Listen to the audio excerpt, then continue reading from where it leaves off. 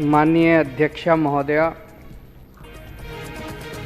अभी कुछ दिन पहले इन लोगों ने मनीष सिसोदिया जी के खिलाफ एक पूरी मनगढ़ंत और झूठी एफआईआर करी, केस दर्ज किया कि मनीष सिसोदिया जी पैसे खा गए, शराब नीति में पैसे खा गए। हम लोग पब्लिक लाइफ में हैं। पब्लिक लाइफ में आदमी को किसी भी तरह की जांच पड़ताल के लिए हमेशा तैयार रहना चाहिए। मुझे बेहद खुशी है कि तुरंत मनीष जी ने बयान दिया कि मैं सब तरह की जांच के लिए तैयार हूँ, सीबीआई, ईडी जो जांच करना चाहे जांच कर ले। मनीष जी ने धमकी नहीं दी कि मैं तुम्हारे ऊपर डिफेमेशन के केस कर दूंगा, ये कर दूंगा, वो कर दूंगा। अरे क्यों कर दूंगा, जब कुछ करा ही नहीं तो कर लो जांच।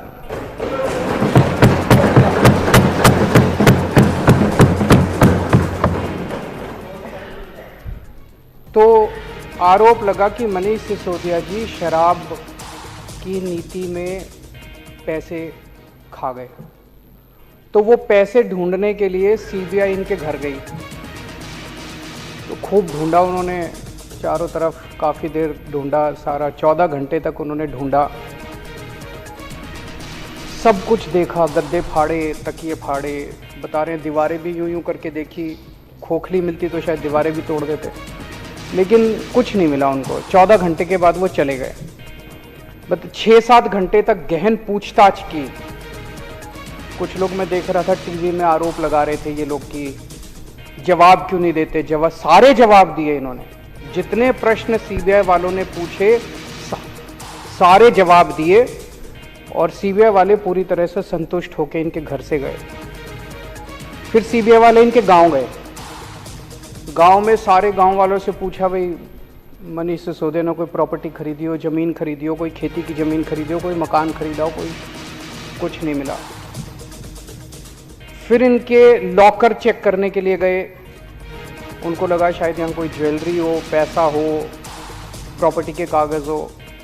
वहाँ शायद 70-80 हज़ार रुपये के भाभी जी के कोई छोटे मोटे गहने मिले। तो लॉकर चेक कर लिया, गांव में सारी प्रॉपर्टी चेक कर ली, सब कुछ चेक कर लिया, कुछ भी नहीं मिला। तो अब सीबीआई वाले भी अच्छे लोग हैं, इंसान है वो भी, उनके दिल में भी आत्मा, वो देख रहे हैं कि क्या हो रहा है, वो भी सोचते हैं यार ये ठीक नहीं हो रहा। वो जाते जाते कह रहे थे इनको, कहते हैं जी कुछ नहीं मिला हम लोगों को, लेकिन ऊपर से प्रेशर इतना ज़्यादा है कि एक बार आपको गिरफ्तार तो करना पड़ेगा। तो मनीष जी ने उनको कहा, भाई चिंता मत करो, जब भी गिरफ्तार करना हो मेरे को बता देना, मैं आ जाऊंगा, मेरे को गिरफ्तार कर लेना। तो गिरफ्तार तो होंगे ये, लेकिन मोटे मोटे तौर पे सारा देश देख रहा है, भाई सारी जांच कर ली, सब कुछ कर लिया, कुछ नहीं मिला, पाक साफ। एक तरह से मैं बार बार कहता हूं कि हम लोग बार बार प्रधानमंत्री मोदी जी से ईमानदारी का सर्टिफिकेट लेके आए हैं, तो एक बार फिर से प्रधानमंत्री जी ने मनीष सिसोदिया को ईमानदारी का सर्टिफिकेट दिया है कि तुम सबसे ईमानदार। बाकी राजनीति तो चलती रहेगी, गिरफ्तारी जो है वो तो राजनीतिक होगी। मैं ये देख रहा था कि इस तरह के झूठे सच्चे केस कर करके, इंक्वायरी कर करके मिलता क्या है इनको। मानव जीवन का मुझे लगता है 3-4 हजार साल का इतिहास है। इन 3-4 हजार साल में शायद आम आदमी पार्टी ऐसी पार्टी है जिसके ऊपर सबसे ज्यादा केस हुए होंगे पूरी दुनिया में, पूरे इंसान। मैं सारा डेटा लेके आया हूं। हमारे 49 एमएलए के ऊपर 169 केस हुए हैं। छोटी सी पार्टी है, अभी अभी पैदा हुई है, और हमारे ऊपर 169 केस कर दिए इन्होंने। 49 एमएलए पे 169 केस कर दिए। 169 में से 134 केस खत्म हो गए, कोर्ट ने खत्म कर दिए। कोर्ट ने कहा भी कुछ नहीं है इन केस में। खूब डांटा इनको, पुलिस वगैरह को, कि क्या बेकार की। 35 केस अभी पेंडिंग है, वो भी खत्म हो जाएंगे थोड़े बहुत दिन में। इसमें मैं देख रहा था 16 केस मेरे ऊपर करे थे इन्होंने। 16 में से 12 में तो मैं बरी हो गया, 4 पेंडिंग है। 13 केस मनीष जी के ऊपर करे थे, उसमें से 10 में ये बरी हो गए, 3 पेंडिंग है। जैन साहब के ऊपर 4 केस करे थे, 2 में बरी हो गए, 2 पेंडिंग है।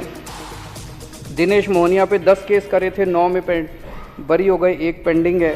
वंदना कुमारी पे 6 केस करे थे, सारे बरी हो गए। अखिलेश त्रिपाठी पे 4 करे थे, 3 बरी हो गए।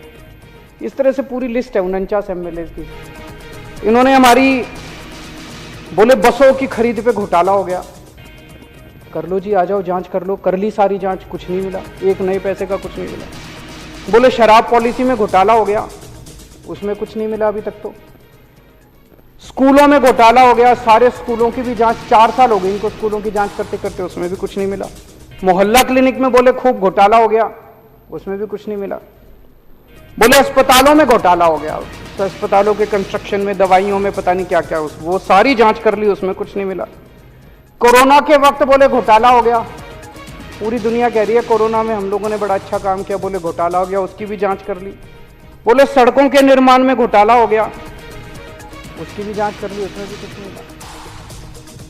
इससे क्या फायदा है? इससे कोई देश का फायदा है ऐसी झूठी सच्ची जांच करके?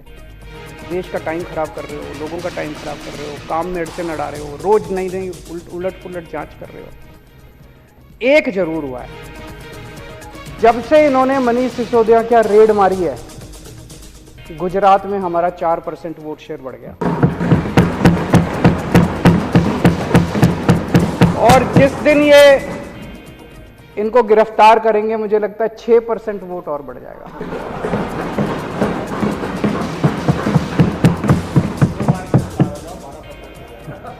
फिर अगर 2 बार गिरफ्तार हो गए तो सरकार ही बन जाएगी गुजरात में।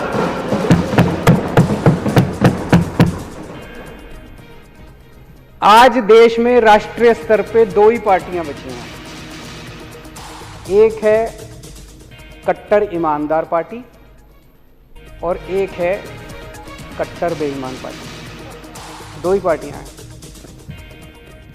कट्टर ईमानदार पार्टी है, उसमें सारे उनके नेता, मंत्री, मुख्यमंत्री, विधायक सब ईमानदार हैं।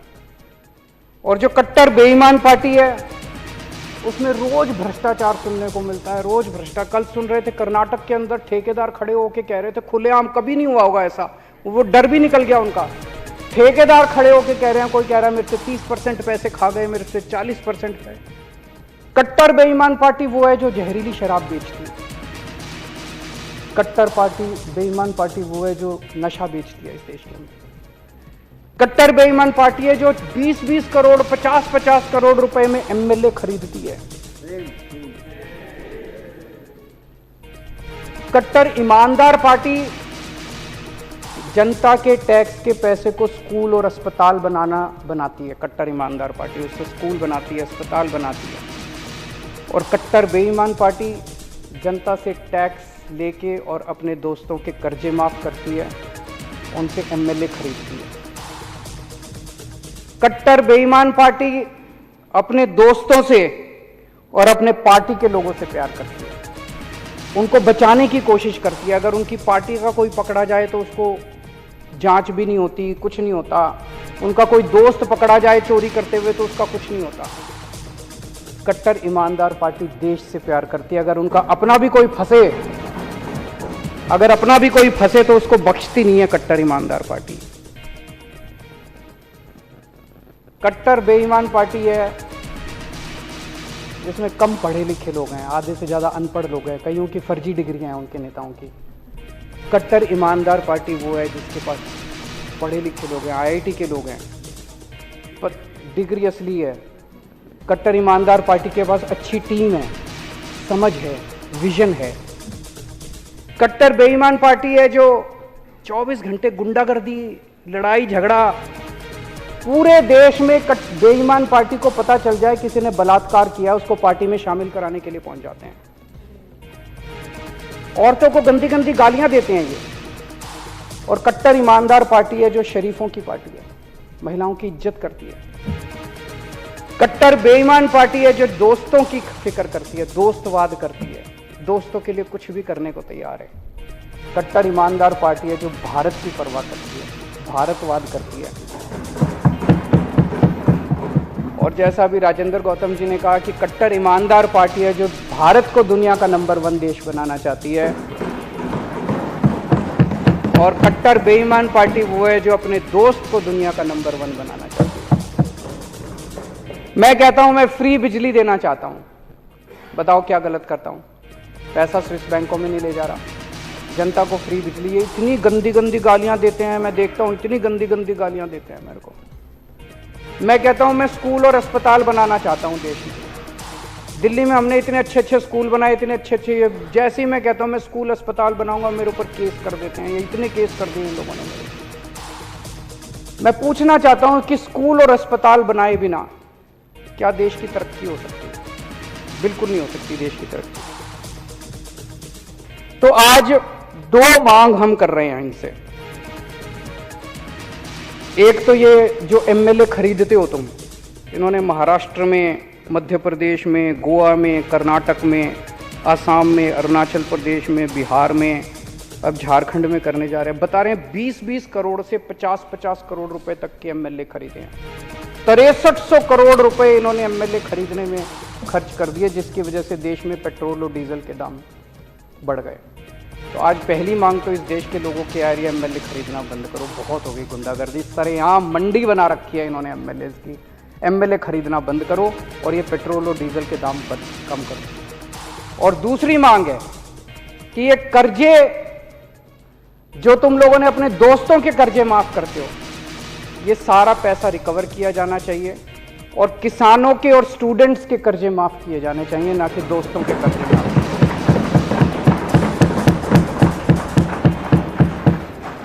ये डिबेट आजकल अमेरिका में भी चल रहा है। अमेरिका के अंदर भी दो पार्टियां हैं।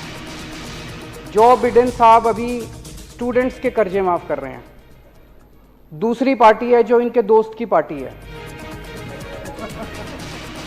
वो कह रहे हैं स्टूडेंट्स के कर्जे माफ नहीं होने चाहिए, अरबपतियों के कर्जे माफ होने चाहिए। वो इसका विरोध कर रहे हैं। वहां भी यही चल रहा है और यहां भी यही डिबेट चल रहा है इस देश के अंदर कि क्या अरबपतियों के कर्जे माफ होने चाहिए या किसानों के और स्टूडेंट्स के कर्जे माफ होने चाहिए। मैं पिछले कुछ दिनों से देख रहा हूं जो टीवी में चल रहा है, जो डिबेट चल रही है, बहुत आहत हूं मैं। ये चल क्या रहा है? मतलब ऐसा लड़ाई झगड़ा, हमारा कसूर क्या है?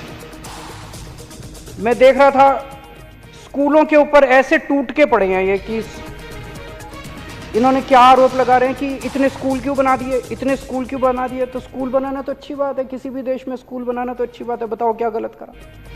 इनका दूसरा आरोप है स्कूलों में इतने कमरे क्यों बना दिए।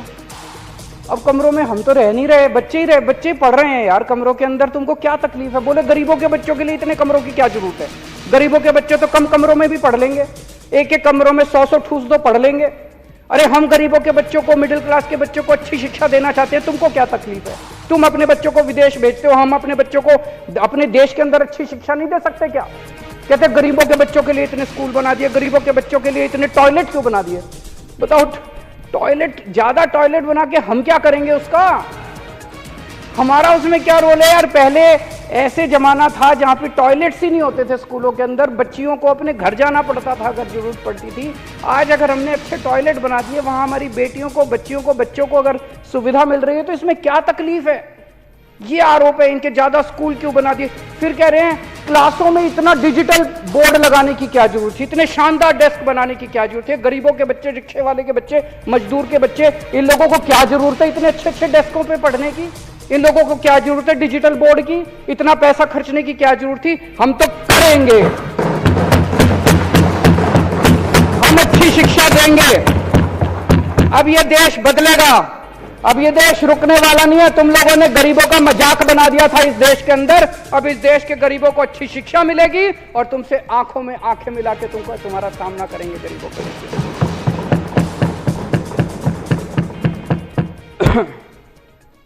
पहले कहते थे केजरीवाल ने एक भी स्कूल नहीं बनाया, केजरीवाल ने एक भी स्कूल नहीं बनाया, केजरीवाल ने एक भी स्कूल नहीं बनाया। आजकल कहते हैं केजरीवाल ने ज्यादा स्कूल बना दिए, केजरीवाल।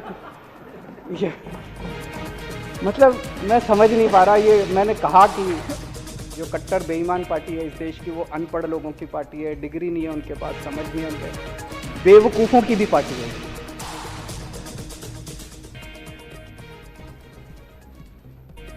एक मैं देख रहा था आजकल स्कूलों में घूम रहे हैं ये, कल मैंने देखा सौरभ के साथ लड़ाई झगड़ा हो रहा था। आजकल स्कूलों में घूम रहे हैं कि कमी निकालनी है, कुछ भी कमी निकालनी है। यार ज़बरदस्ती कमी निकालने की क्या जरूरत है? अच्छे स्कूल बने हैं, अप्रिशिएट करो, आप भी बनाओ, लंबी लकीर खींचो। तो स्कूल में जाते हैं, कुछ नहीं मिलता। एक मैं देख रहा था, इनका बहुत बड़ा नेता एक डेस्क के नीचे घुसा हुआ था। डेस्क के नीचे घुस के देखो यहाँ पे मिट्टी है, वहां पे दिखा रहा था, देखो यहाँ पे मिट्टी है, कैमरा वालों को बुला रहा था एक डेस्क के नीचे घुस के। ये क्या है? तमाशा बना रखा है इन लोगों ने। यार अच्छे काम एक दूसरे से सीखते हैं ना। मैं इनको बार बार कह चुका, असम के मुख्यमंत्री के साथ अभी ट्विटर पे बातचीत हुई, मैंने उनको कहा भाई आपने कुछ अच्छा काम किया, मैं आता हूं, दिखाओ मेरे को, मैं भी दिल्ली में करूंगा। आप दिल्ली में आओ, मैंने जो किया मैं भी दिखाते ही नहीं है, कुछ बताते ही नहीं है, कुछ करते ही नहीं है। मैंने गुजरात के मुख्यमंत्री को कहा, हिमाचल प्रदेश के मुख्यमंत्री को कहा, यूपी के मुख्यमंत्री को कहा, आपने जो अच्छे काम किए, अभी मैं तमिलनाडु जा रहा हूं 2 दिन के बाद, उन्होंने बड़े अच्छे काम किए, वो बुला रहे हैं मेरे को, मैं जाऊंगा, वहां से सीखूंगा, वो हमसे सीखेंगे। इनके कितनी बार हमने कह लिया भाई जो हम अच्छे काम कर रहे हैं आप सीखो, जो आपने अच्छे काम किए हम बताएंगे। ये इस तरह की नौटंकी करने से क्या फायदा? इससे देश का फायदा थोड़ी होता है। जो मार काट, गुंडागर्दी, लड़ाई झगड़ा, बस 24 घंटे यही करते रहते हैं, इससे देश का फायदा नहीं होने वाला। मैं सामान्य सा आदमी हूं, एक मिडिल क्लास का सामान्य से परिवार में पैदा हुआ, IIT गया, IIT में मेरी पढ़ाई हुई, मैकेनिकल इंजीनियरिंग करी। आज मैं जो कुछ भी हूं, मैं समझता हूं कि मैं मेरी शिक्षा की वजह से। आज मेरे दोनों बच्चे IIT में पढ़ रहे हैं, बेटी IIT में पढ़ के पास हो चुकी है, बेटा, दोनों अपने पैरों पे खड़े हैं, वो भी अपनी शिक्षा की वजह से।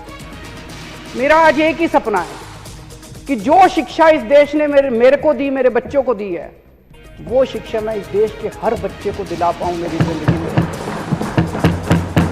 मेरे को जो शिक्षा मिली है, मेरे को जो शिक्षा मिली है, वो उसी क्वालिटी की शिक्षा इस देश के हर बच्चे को मिलेगी। और जो इन लोगों ने करना है कर ले, मेरे को गिरफ्तार करना है मेरे को भी कर ले, इसको करना है, हम सबको जेल में डाल दें, हमें इसकी कोई परवाह नहीं।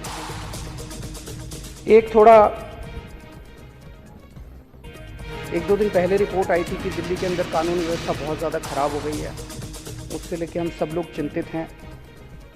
हम इसमें किसी भी किस्म की राजनीति नहीं चाहते। हम चाहते हैं कि LG साहब और केंद्र सरकार इस बारे में जो भी उचित कदम है वो उठाएगी। हमसे जो भी सहायता चाहिए हम करने को तैयार हैं अपने अपने स्तर के ऊपर। लेकिन महिलाओं की सुरक्षा को लेके जो रिपोर्ट आई है वो बहुत ज़्यादा चिंताजनक है कि पूरे देश के अंदर सबसे अनसेफ मेट्रो जो है वो दिल्ली है। ये दाग हम बर्दाश्त नहीं कर सकते। हम अपनी महिलाओं को हम चाहते हैं वो सबके लिए सुरक्षित हो।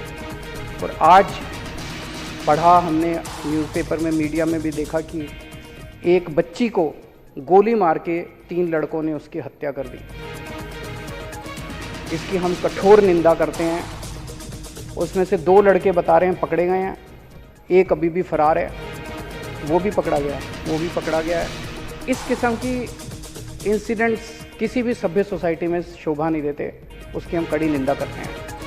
आज ये जो कॉन्फिडेंस मोशन लाया गया, इसका सबसे बड़ा पर्पज़ ये है कि पूरे देश के अंदर जो इन लोगों ने माहौल बना लिया, इनको लगता है कि किसी को भी खरीदा जा सकता है, आम आदमी पार्टी वालों को नहीं खरीदा जा सकता।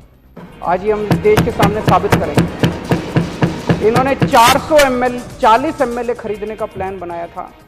हमारे 12 MLA से संपर्क किया, बोले 20-20 करोड़ रुपए ले लो और 40 को ले आओ। 800 करोड़ रुपए इन्होंने रख रखे थे। हमारा एक भी MLA नहीं बिका।